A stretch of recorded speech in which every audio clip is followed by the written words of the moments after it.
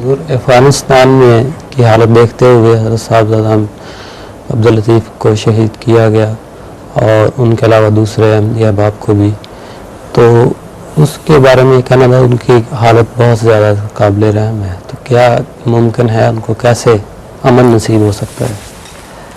وہ صفات جو حضرت صاحبزادہ صاحب کی شہادت پر منتج ہوئیں، وہ پٹھانوں کی صفات اس زمانے کی، کیا روح اصلاح ہیں؟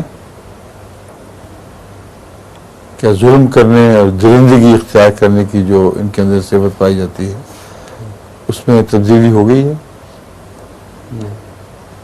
تو وہ جرم کو پیدا کرنے والی صفات اگر موجود رہیں گی تو جرم کے نتائج سے بھی اس قوم کو جرم کے نتائج بھی دیکھنے پڑیں گے۔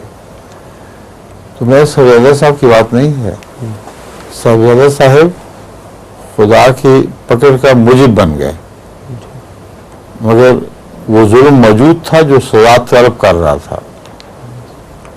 بہت سی ایسی قومیں ہیں جن میں ظلم ہوتے ہیں، سزا طلب کرتے ہیں، مگر جب وارنر آ جائے، کوئی نبی آ جائے، اس سے تو ظلم اپنے نتیجہ پیدا کرنے لگ جاتے ہیں۔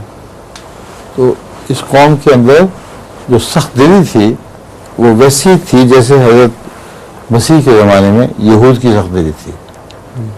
ثم قست قلوبکم، پھر تمہارا دل سخت ہو گیا۔ ہے بھی بنی اسرائیلی، اور مسیح موعود کے زمانے ہی میں ان کی سخت دلی وہ زور سے ابھری ہے۔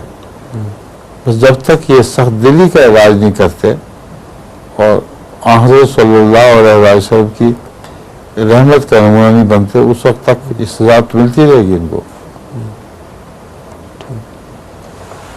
اسے پیچھے چھوڑنے کی کوئی اور صورت اور نہیں آتی ہے۔